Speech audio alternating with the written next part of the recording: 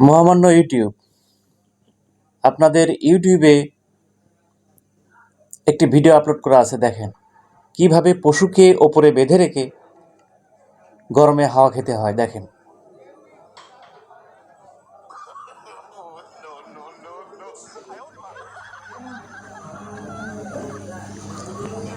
এই যে ভিডিওটা আপলোড করা হয়েছে, এটা অনেক পাবলিকে দেখছে। তো কেউ যদি এরকম বেঁধে বাতাস খায় তাহলে এটা কি অপরাধ না এই ধরনের ভিডিও আপলোড করা?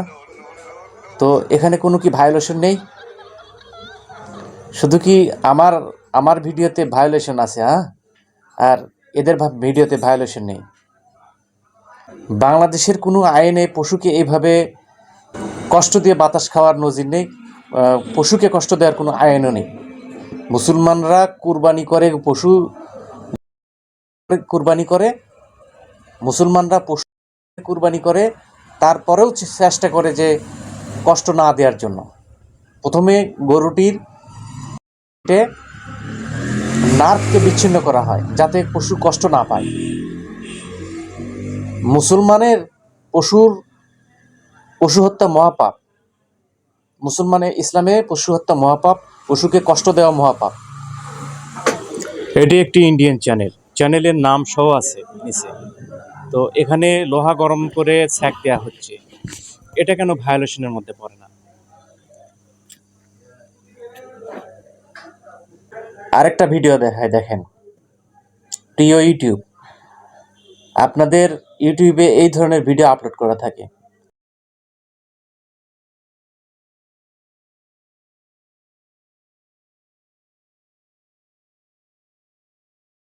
কত কিছু যুবক একটা যুবককে রাগান্বিতভাবেই কাদার ভিতরে খুশে লাত্তি দিয়ে ডুবে দিচ্ছে। তো এগুলো কি ফানির মধ্যে পড়ে, না এগুলো কি ভায়োলেশনের মধ্যে পড়ে?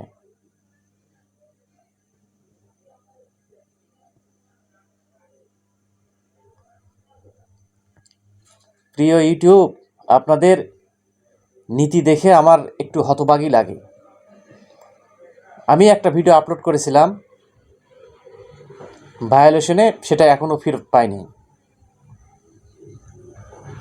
আমি আরও দেখাই, দেখেন। একটা কুকুরের লেজে বেলুন বাঁধতে কিভাবে মানুষ মজা নেয়, দেখেন ভিডিওটা।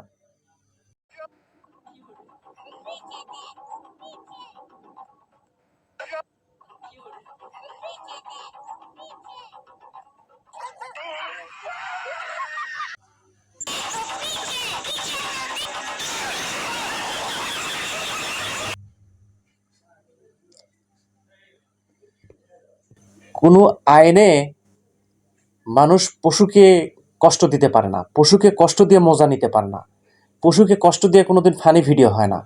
এটা ইসলামের দৃষ্টিতে জঘন্য অপরাধ। এখানে কেন ভায়োলেশন থাকে না? বলেন, এখানে কেন ভায়োলেশন থাকে না? আমি গত 11 তারিখে রাত 11টায় যে ভিডিওটা আপলোড করেছিলাম, 10টা 43 মিনিটে একটা ভিডিও আপলোড করেছিলাম, সেটাকে আপনারা গ্রাফিক্স ভায়োলেশন দিয়েছেন।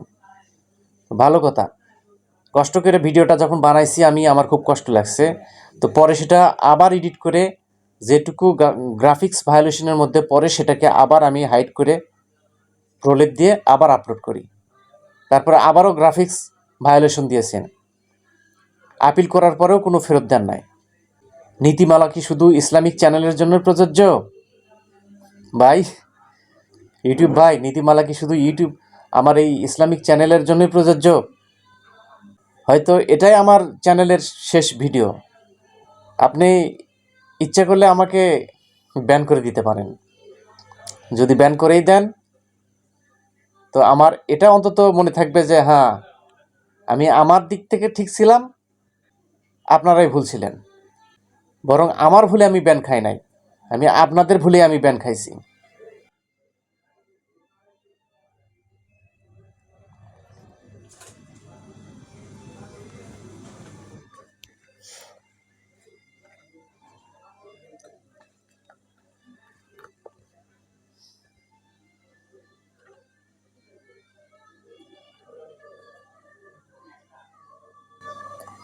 যদি আমার চ্যানেলটা যদি আপনাদের বিরুদ্ধে কথা বলার জন্য যদি ব্যান হয়েই যায়, আমি যেভাবে বললাম এটা হয়তো আপনাদের বিরুদ্ধে গেছে, কিন্তু আমি তো সত্য কথাই বলবো, তাই না?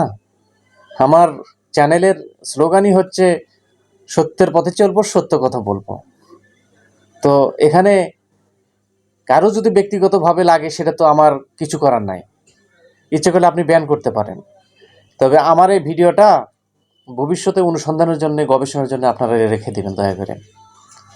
আমি যে কয়েকটা ভায়োলেশনের কথা দেখালাম, এগুলো বাংলাদেশের সংস্কৃতিতে, এগুলো ইসলামের দৃষ্টিতে, এগুলো পশু পাখিদের কষ্ট দেওয়া, এগুলো লাত্তে ঘুরাইয়া ফানি ভিডিও করা, এ ধরনের আমাদের সংস্কৃতিতে নেই। আমাদের সংস্কৃতিতে এটাও নেই যে নগ্ন ভিডিও আপলোড করা। নগ্ন ভিডিও হয়তো বাংলাদেশ থেকে আপলোড করা যায় না, কিন্তু বাংলাদেশ থেকে যখনই সার্চ দেওয়া হবে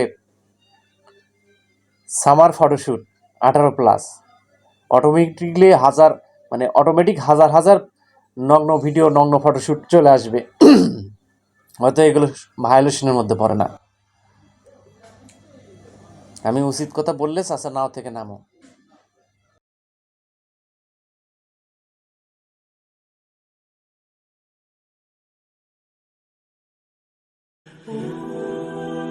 সত্যের সাথে চলি, হকের কথা বলি।